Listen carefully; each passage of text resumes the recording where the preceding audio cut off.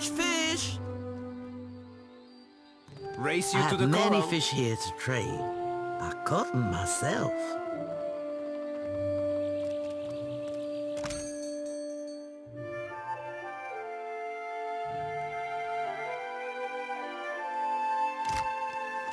No contest. What? Just because you have webbed fingers and I can't swim? You are a strange man.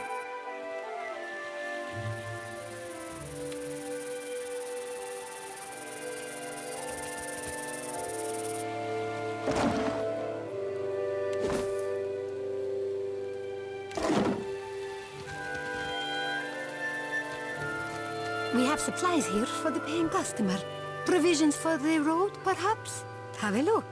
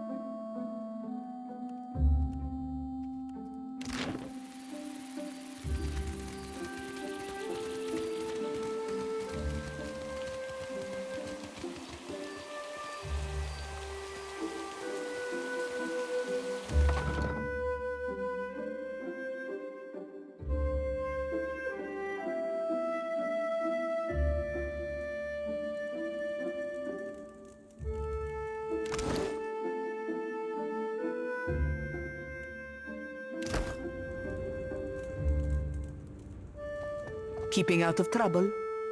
A little jest. What is it? The Verus? Well, good riddance to him. It's your coin to spend.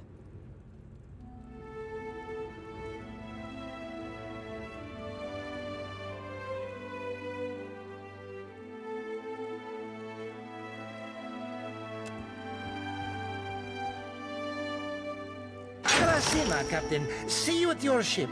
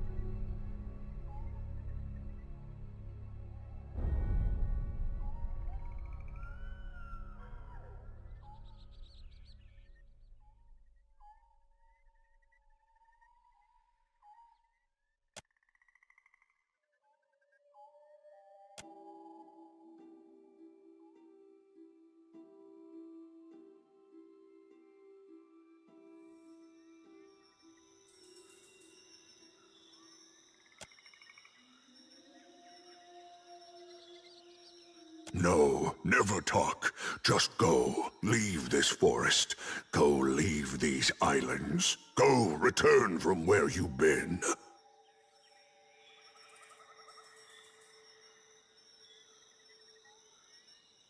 Said as if a word never hurts a person. You go. Speak quickly then. Your words disturb this place.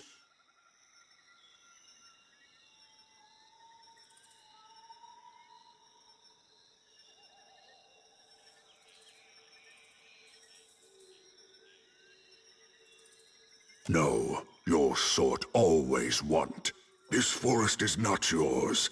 This land is not yours. Go, leave.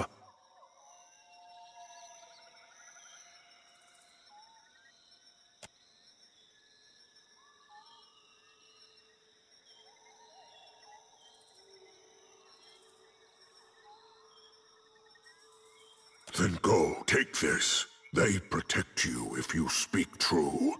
They tear out your throat if no.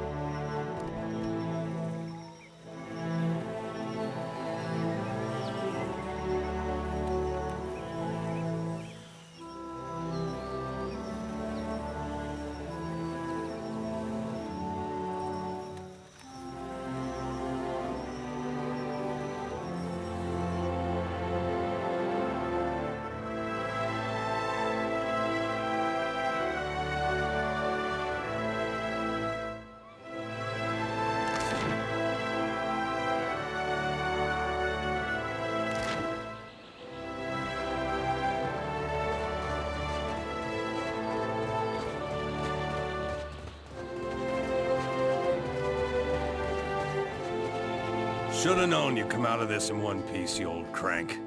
I'd rather die than let you savor the ship's last drop of ale.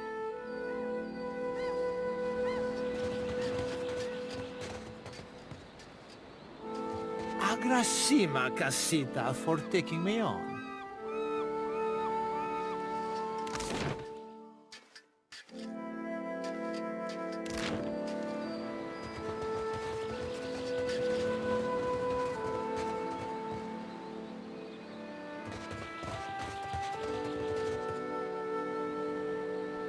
At least my leg don't hurt anymore.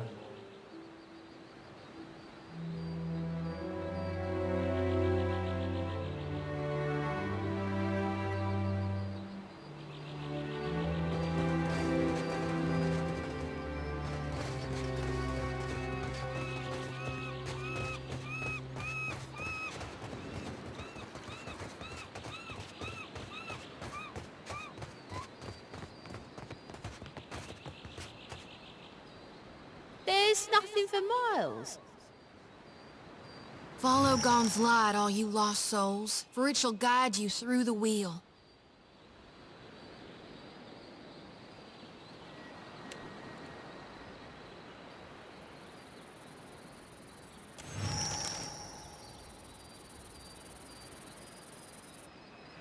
Watcher?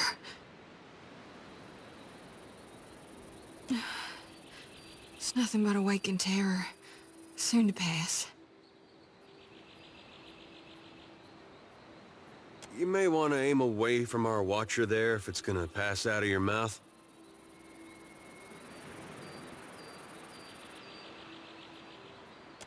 Sorry. I know you're going through something there. You could call it something, all right.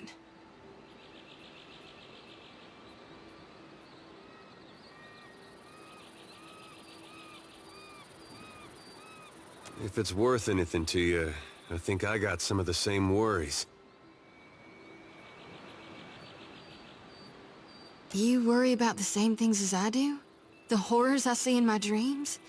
Eora dying and hell going dark? Really?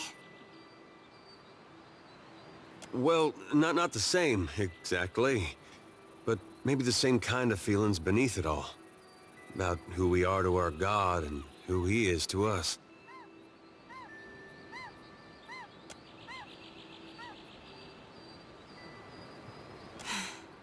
Now that I understand. No matter what our lives were like before, we're not so different, me and you. But tell me, honestly now, you and the Watcher, do you see those shambling corpses too?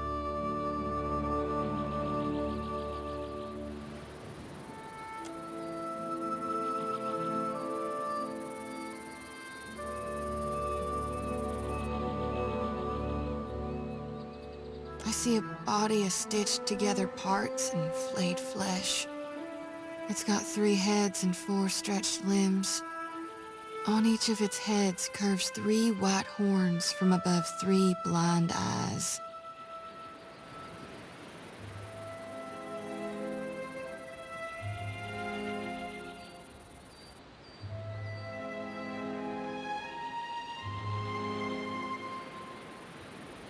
The beast is big as a mountain, and shambling toward us beneath a sun turned black as slow.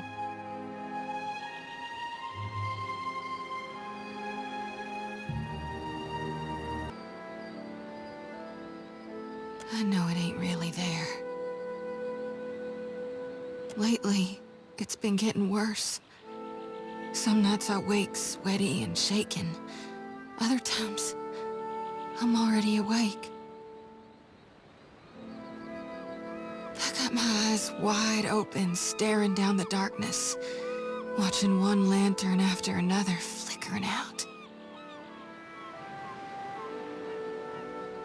And every soul looks so ripe, darn near rotten with a need for reaping.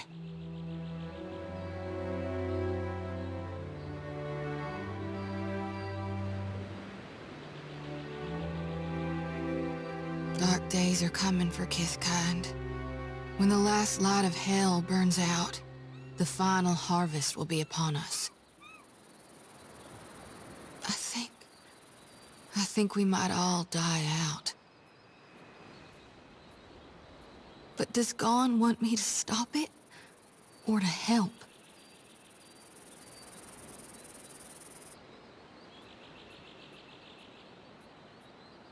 I sure hope you're right, Watcher. 'Cause if you're wrong... No. I know you're right. Gon's chosen me. So until I figure out what's needed of me, I'll do my darndest to help you on your path. We'll figure this out together.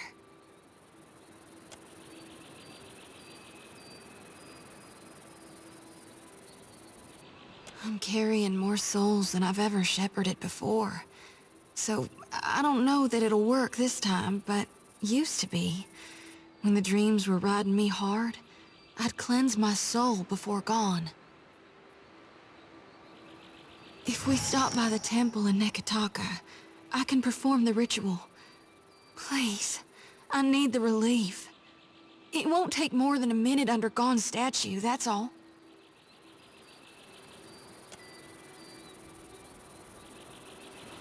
I'm here.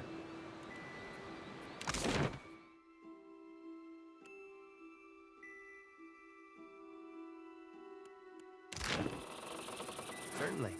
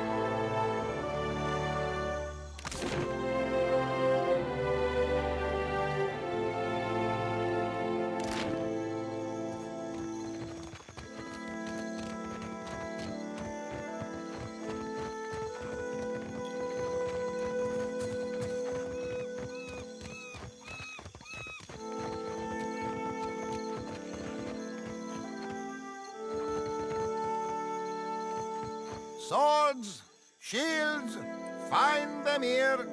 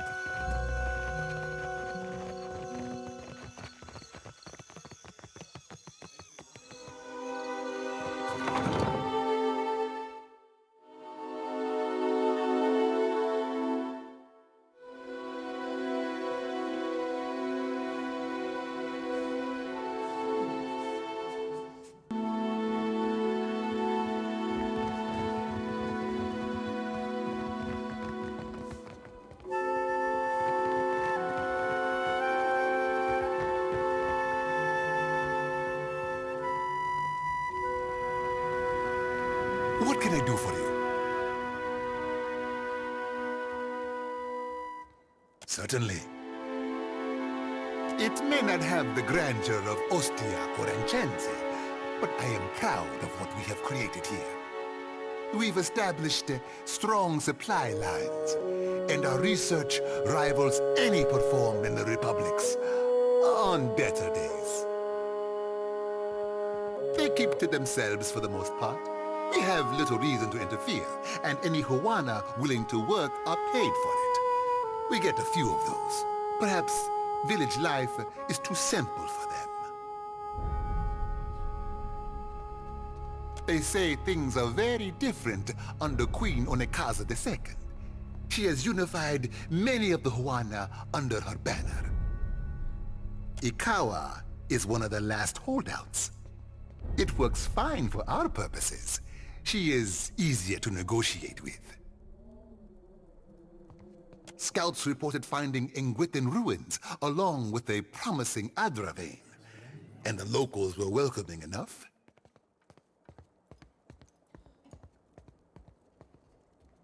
Any venture of this size is difficult.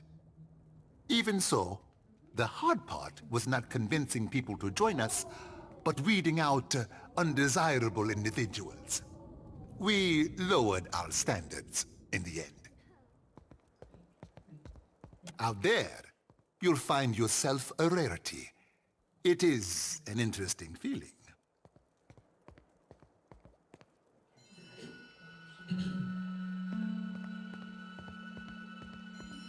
The lands here belong to the Huana, for now.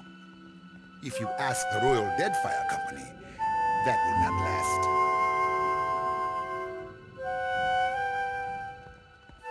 Dispatched by the Ranganui of Rawatai himself. That would be their emperor, or king, perhaps.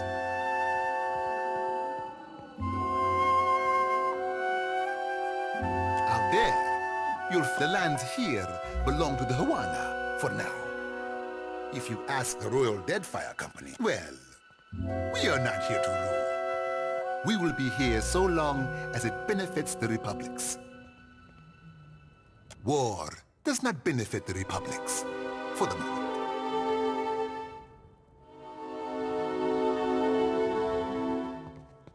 If you have any questions at all, really, at your pleasure. Yes?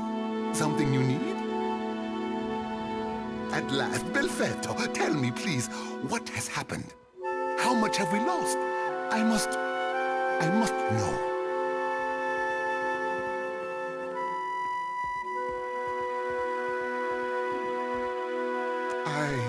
I see. And the work? Odorisi's notes? Was there nothing of his research?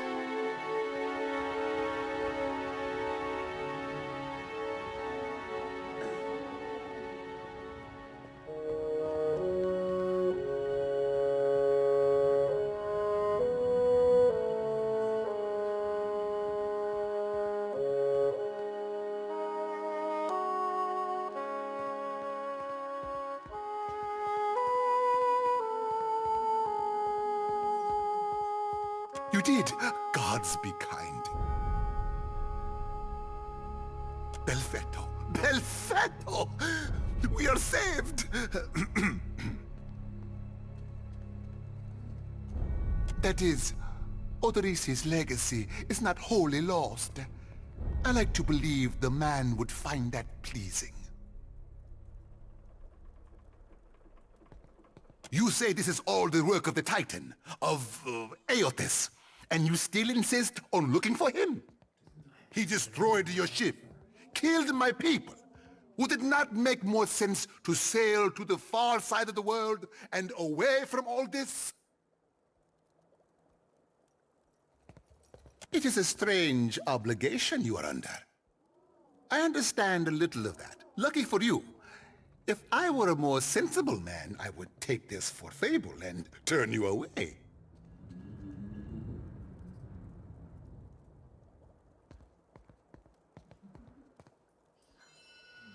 Merla. He will ravage every outpost in the Deadfire. That aeidira is why we are here. Why everyone is here, in truth. The Valiant Trading Company, the Royal Deadfire Company, countless mercenaries.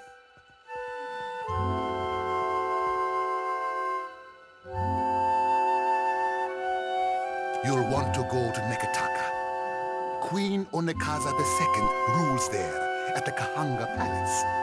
Anyone seeking to do business in the Deadfire Archipelago must negotiate with her first.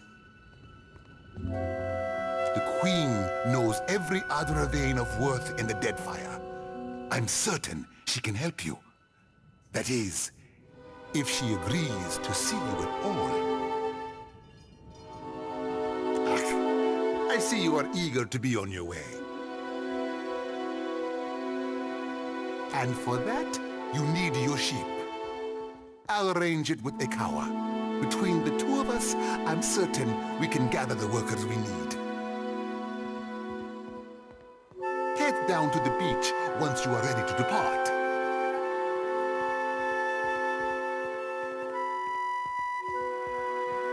Pompiaco, it is only right. After all you have done for me. I won't keep you further. You have a long and very strange journey ahead.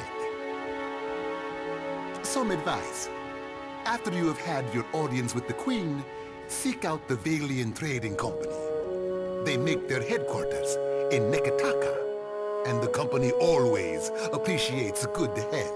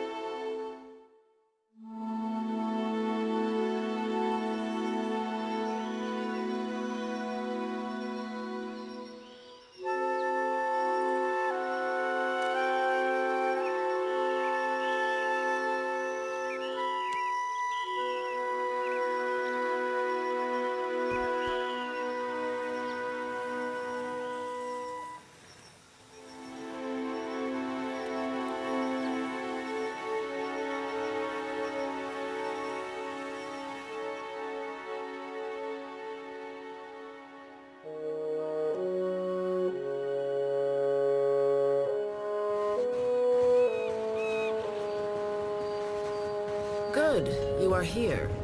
Clario has made good on his promise. We are making ready to free your ship. I say still that you are fortunate. The ship was nearly lost, but it will float. For how long, I cannot say. You will wish to find a friendly port with some speed, I think.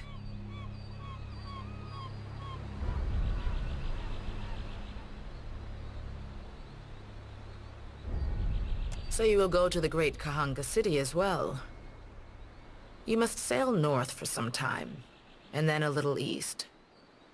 Take care in Nekitaka, outsider. It will close its jaws around you, and you will never notice. Come, we will see your defiant out to sea.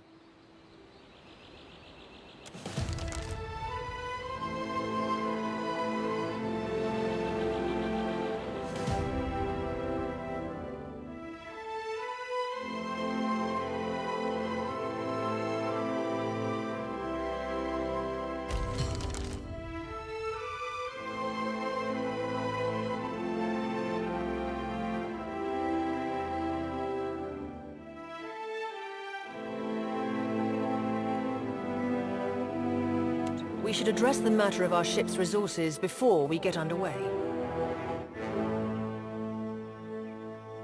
It saddens me to inform you that we lost several crew and most of our provisions during the storm.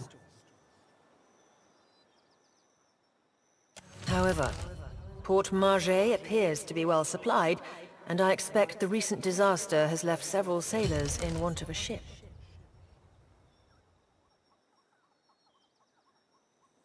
I suggest we contract for additional supplies and crew before we return to open water, or our voyage may indeed be a short one.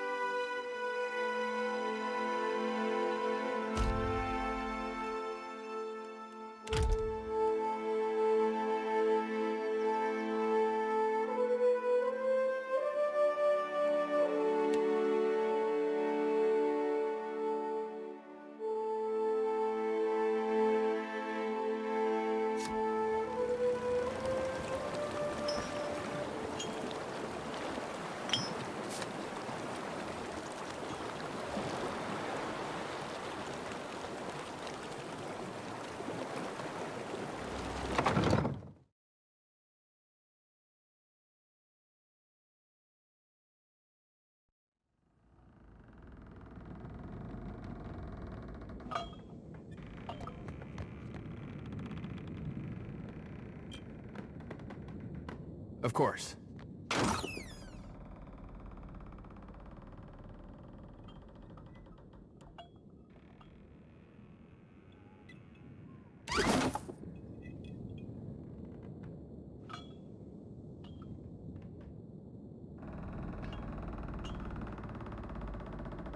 Indeed.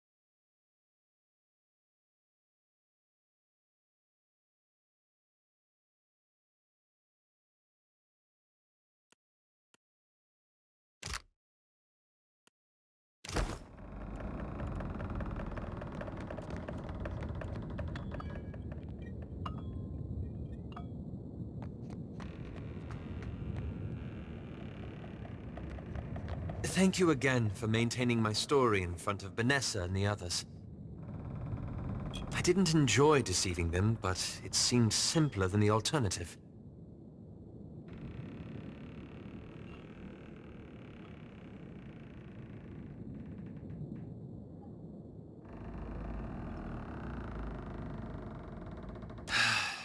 I realized there could be nothing between us.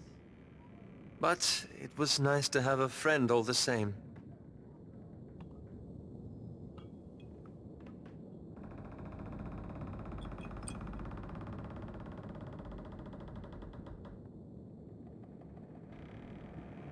At your suggestion, I took up Theos's mantle after we parted company.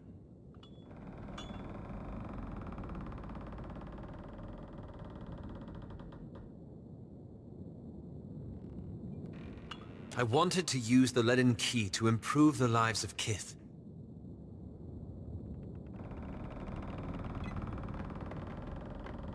So for 5 years I've been tracking down leaden key circles, searching for the places where they operate in secret.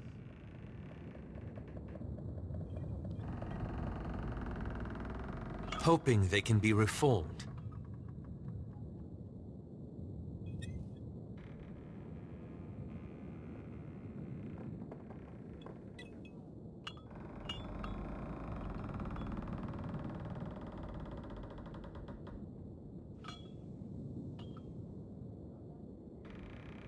The task has been more difficult than I anticipated. I don't think I fully understood the weight of the decisions I would have to make, or the burden of living with them. It was much easier when I only had to follow someone else's lead. My father's, Theos's, yours.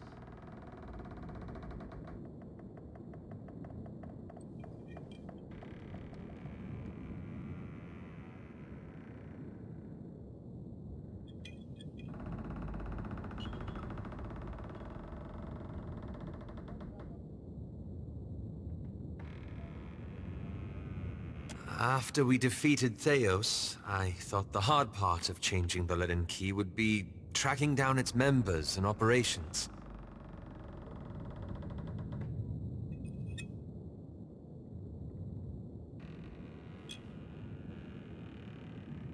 Perhaps this would be easier with an example. I went to a village in Old Valia, a run-down backwater of a place. Centuries ago, the Leaden Key had intervened to end some heretical cult.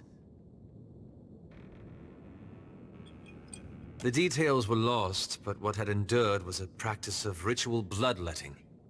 A gruesome, pointless tradition.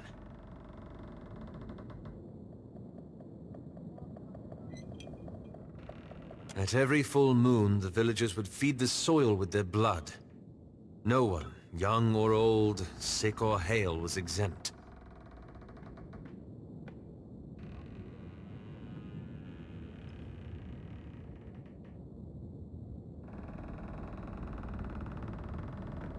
I thought new leadership might guide them away from this practice.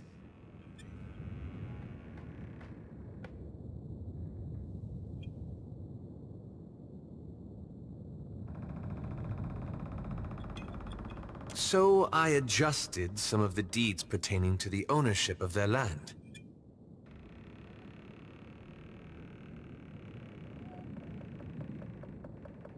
It just so happened that a nearby Comtessa, a rather prosperous one, had a claim on the village, and the fertile fields around it.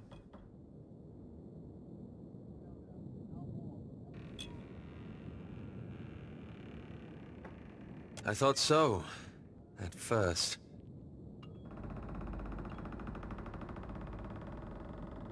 The Comtessa annexed the village, as I'd planned. But she did nothing about the bloodletting ritual.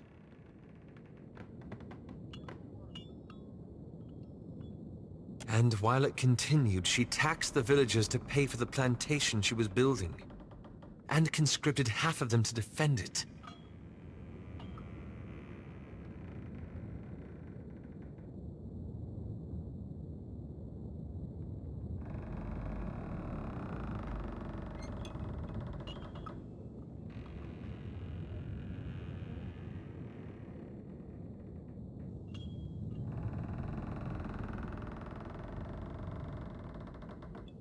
I had to do something, didn't I? I keep wondering what I might have done differently, or how I could have known better.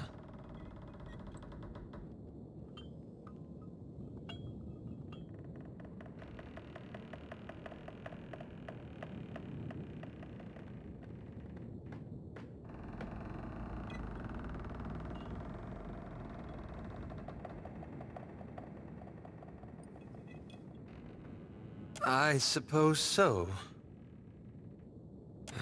I should get some rest. It's been a long day, and you've given me a lot to think about.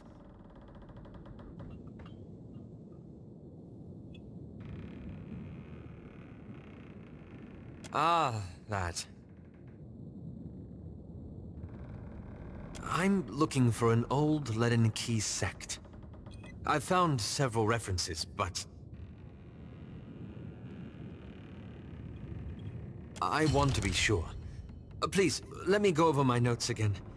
Then I promise I'll tell you everything.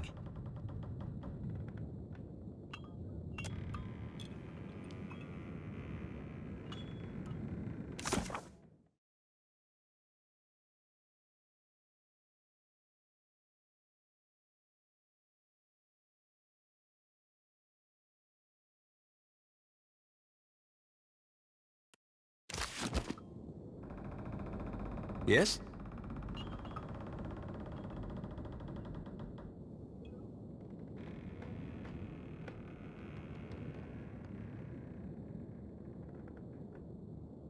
As a matter of fact, I did. I visited my father. I hadn't seen him since leaving the academy at Broggenhiel.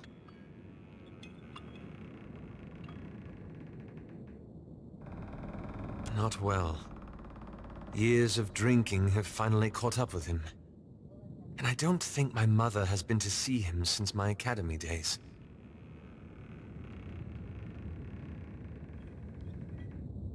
Still, time had worn down his edges, like an old Stelgar with dull teeth.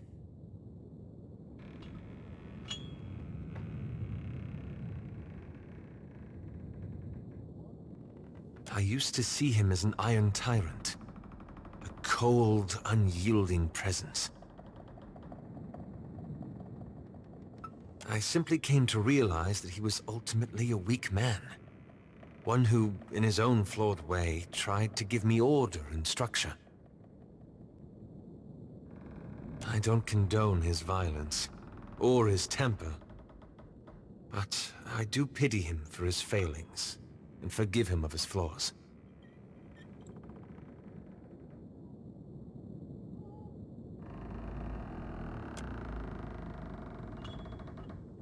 I don't know about that. I've simply come to see the burden of authority differently. And my father, for all his efforts, was not cut out for it.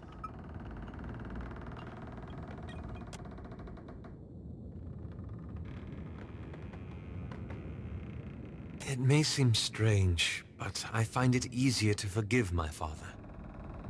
He may have had a cruel temper, but he at least was present. My mother knew what he was like, and she spent most of my life away with her Thane.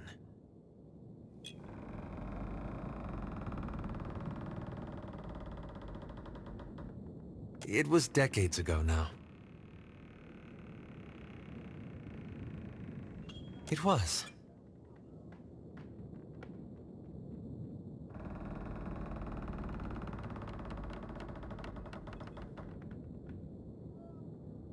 One would hardly imagine that a colossus made of glowing ardra could be so hard to find. But then I suppose the gods wouldn't have chosen you if the task were easy.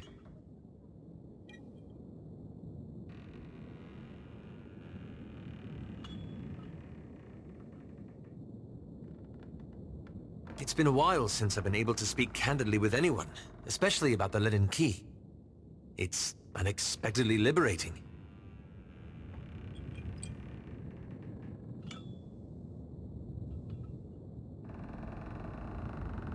I'd heard Deadfire had a pirate problem, but I had no idea how large it was.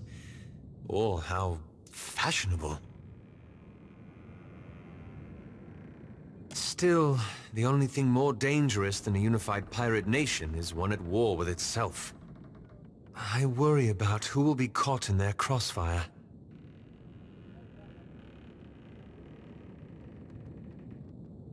Well, they seem largely competent. I would feel better about that were they not run by profiteers and animancers.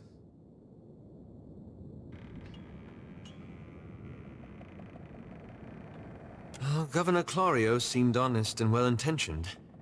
So one wonders why he was stationed at such an out-of-the-way post.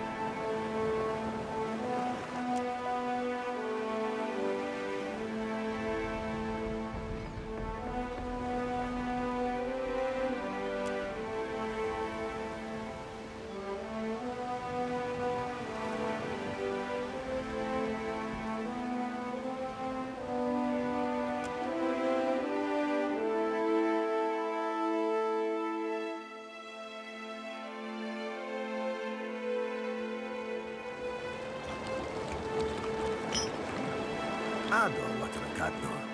On behalf of the Principe Sen Patrina, I must request we meet in parley.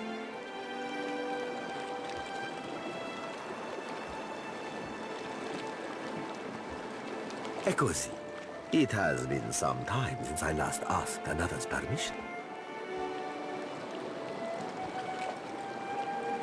I have heard some marvelous tales regarding your ventures in the Deerwood. In fact, you are the first dragon slayer I have ever met, outside of a grave. Some fools would seek to make a fortune by pilfering from one such as you. I take it he is not one of those fools. Perhaps we should listen.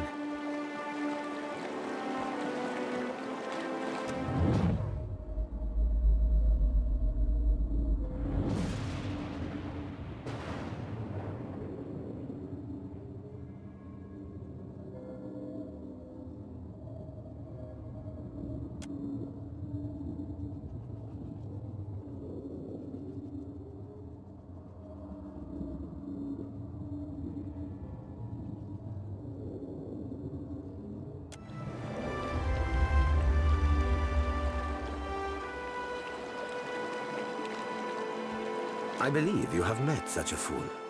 Captain Benweth of the Drake.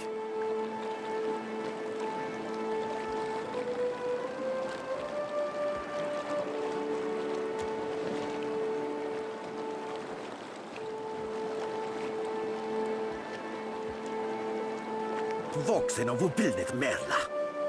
Careful, ship hunter. Mind that you do not confuse a useful skill set for a non-expendable one.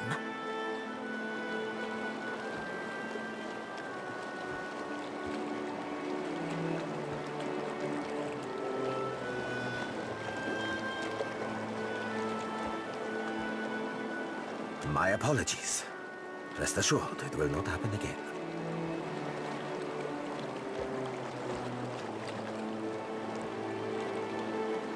Apologies, Captain. Didn't mean it, really. We're up all night, you know, searching out our friend here.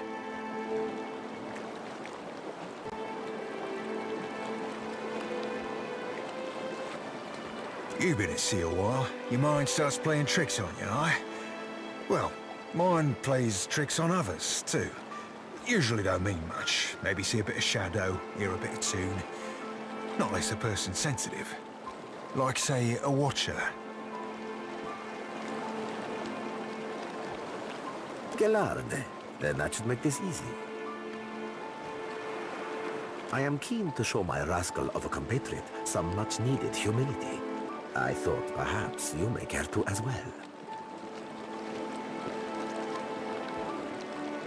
Furante's for do my job for me, friend. Hope you don't die in the effort.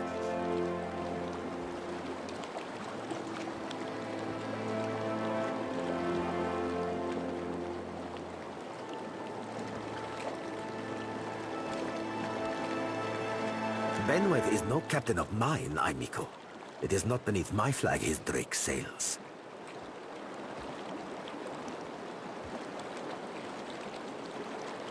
Yet I do seek to temper his actions when they would endanger the Principe altogether.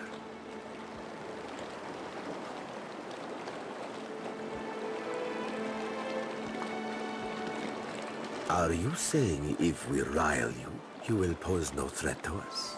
Eccoci. Pardon if I do not believe you, Dragon Slayer.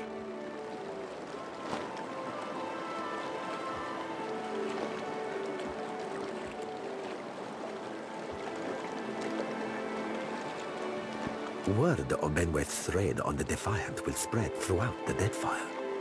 More fools will seek to prey upon you. I would suggest you stave off all others by making an example of Benweth.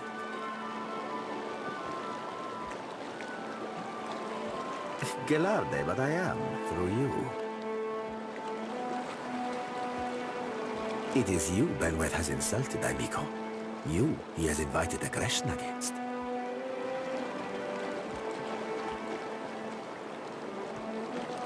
Burn and sink him. It will cause the Principe to revere you.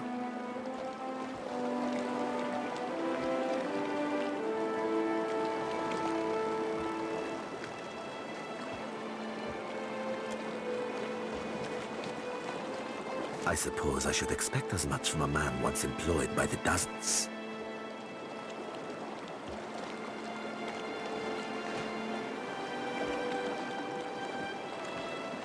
Of course, amico. Work with me, and I will weight your pockets with gold.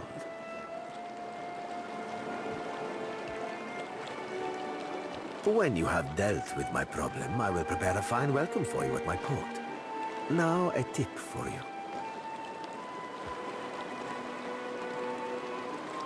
Benwick's Drake took damage during the storm. Eventually, he will need to dock for repairs, and when he does, Seraphin can find him for you. He is rather an unrefined creature, but he is a most skilled ship hunter, I assure you.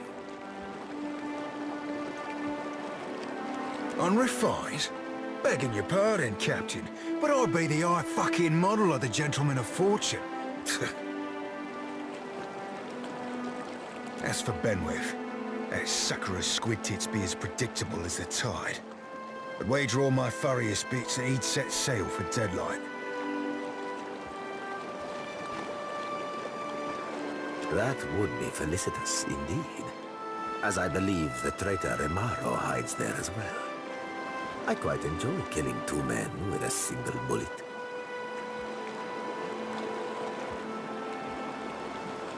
Wouldn't have even thought of it if you hadn't brought it up, sir.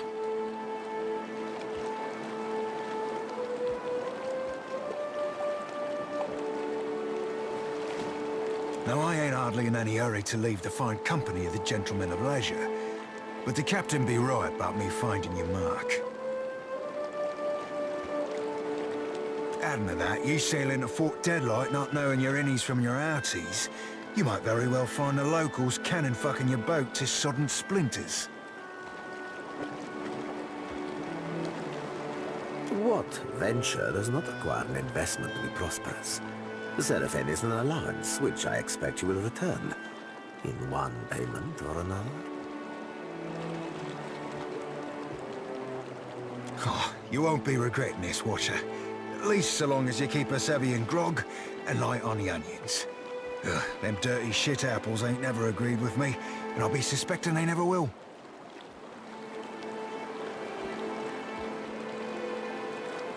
He's not sleeping near my berth, I promise you that much. I sail now for Dunwich, my own safe port. I will await you there, should you be successful in schooling our wayward captain.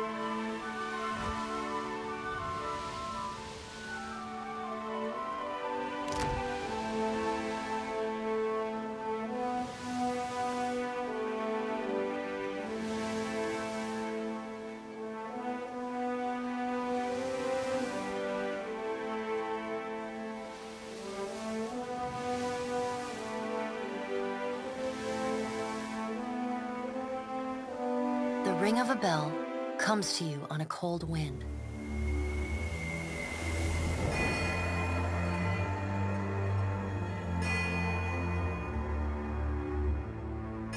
The ring comes again and again, until soon the air is full with the sound of 1,000 bells ringing all at once. You are alone. And then, you are not. An indistinct figure stands before you, flickering between forms like a fire-cast shadow. A fixed, taunting grin. Bottomless black eyes. A yawning chasm in the earth. The aspects of Berith, the Usher and the Pallid Knight, shift in and out of focus. And at their back, 4 indistinct shades hover. You feel an eternity stretch out behind each of them, reaching back to places so distant and yet so near you cannot comprehend their size. The shifting image of Berith settles on the aspect of the Pallid Knight. Watcher. Her voice is the discordant clangor of gongs struck out of time. I tasked you to discover Aethys's intentions. Tell me what you have learned.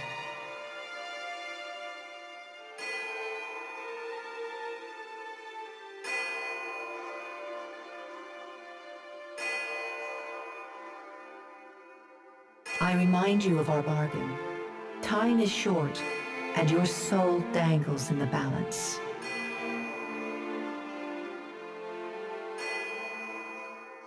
Her wan face contorts into what on mortal kith might be called a smile. On her, the effect is more akin to a rotting pumpkin caving in upon itself. Do not give me cause to doubt your commitment, Watcher.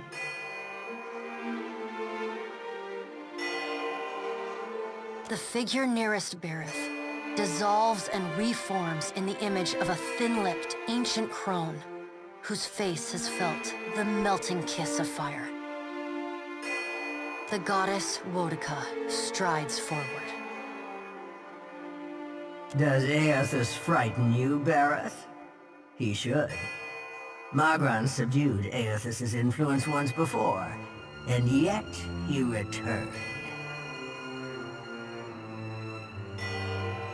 From out of Wodika's shadow shuffles a hunched, bald man you recognize as the god Scan. His skin is mapped with swollen lash scars, and breath whistles through the ragged hole in his face where his nose once was. He does not speak, but stares up at Wodika with naked loathing plain on his ruined face. Wodika steeples her long, knob-jointed fingers. We must annihilate Aethys now, before he makes a rash decision we cannot easily annul. She casts a sly look at the Pallid Knight from the corners of her eyes. A moon would do the job nicely.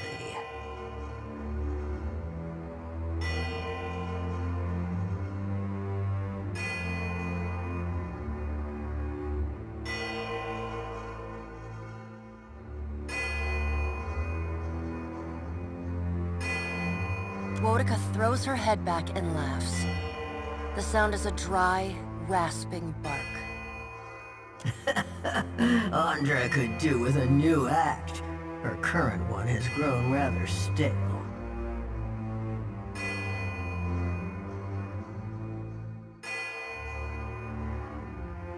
They see to their own affairs. You will speak to them in time, should you have the need. The figure beside the aspect of Berith flows forward in a swirling cloud of ash. The ash falls to the tiles and reveals a molten-skinned woman leaning on a monstrous, wicked-edged broadsword.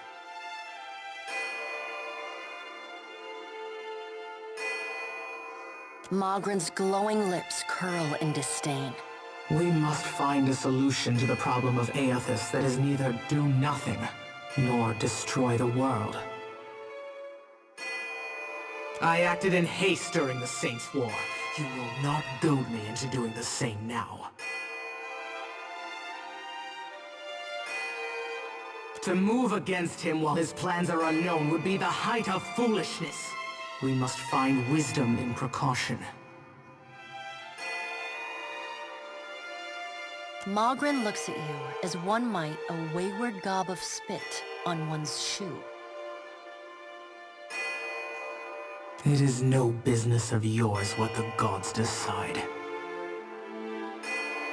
Another of the silent figures steps forward, and the warm, golden light of a summer's afternoon spills across your face. Let's all take a deep, calming breath. Perhaps cooler heads will prevail. Behind Helia's words, you hear the soft coo of doves. Aethys has been separated from us for too long. Isn't it possible he intends only to gather enough souls to reclaim his realm in the beyond? He should be welcomed. You look up then into avian eyes. Through them, you see clouds of starlings converge and divide. Helia puts a feathered hand to her chest. He wouldn't. Betrayal is not in his nature.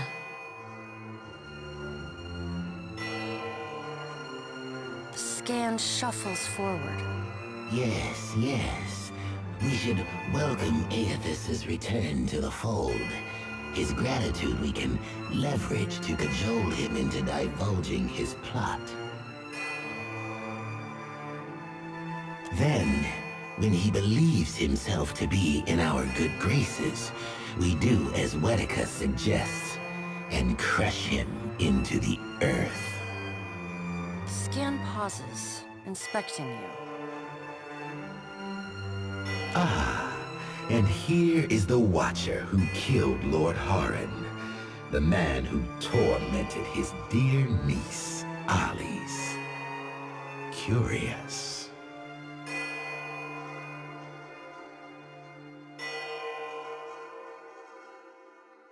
Scan licks the ragged edge of his lipless mouth and grins, then turns to Helia.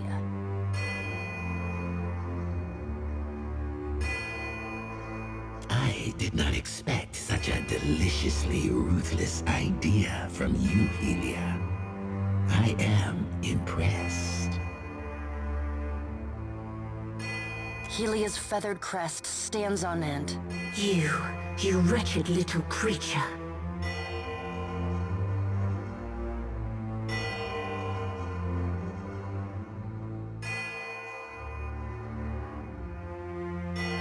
His vessel may be destroyed, little Watcher.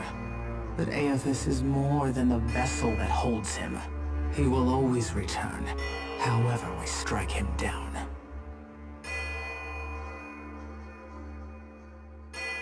The pallid knight gestures for silence.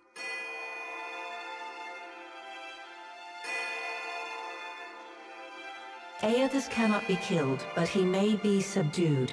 Yet to do so will take immense power and time.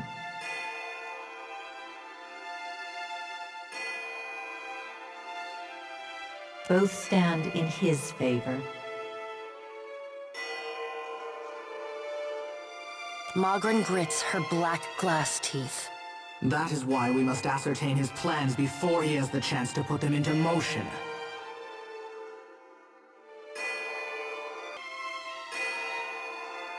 She begins to pace. Her steps leave little trails of fire in her wake.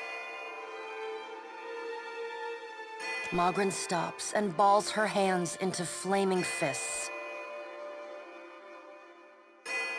Even if we manage to destroy his current form, there is the possibility he could return, if he has not already absorbed all of his children.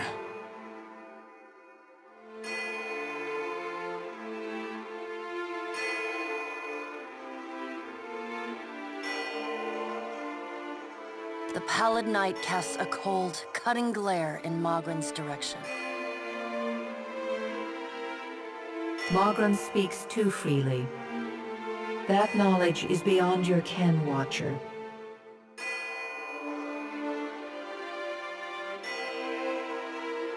Woedica waves the gods to silence.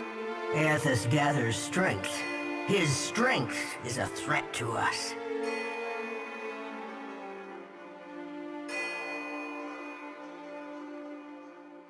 Her voice takes on a sharp, almost panicked edge. There is no sensible answer to the question of a resurgent Aethys other than decisive, final action. Your opinion is unasked for and unnecessary, but noted nonetheless.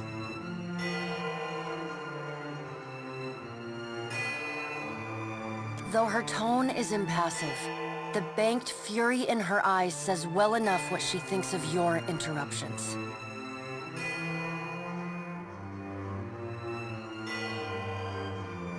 We will act when it is appropriate to do so, and not before. The pallid knight steps away from the half-circle of assembled gods. She pulls herself up to a great height. The words she speaks next come not from her mouth, but from all around you. Follow him, Watcher. The black of the pallid knight's irises expand until her eyes are as dark and cold as the void between stars. She bends down and brings her ghostly face level with your own. Your debt to me remains unpaid.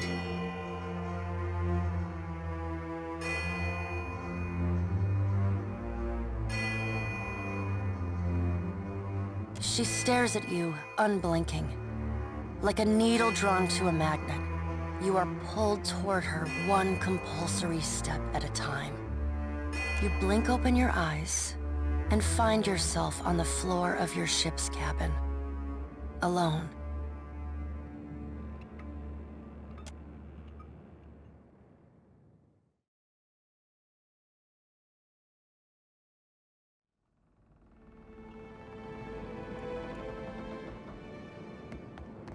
Don't let anyone tell you you're too shrimpy to be a fighter.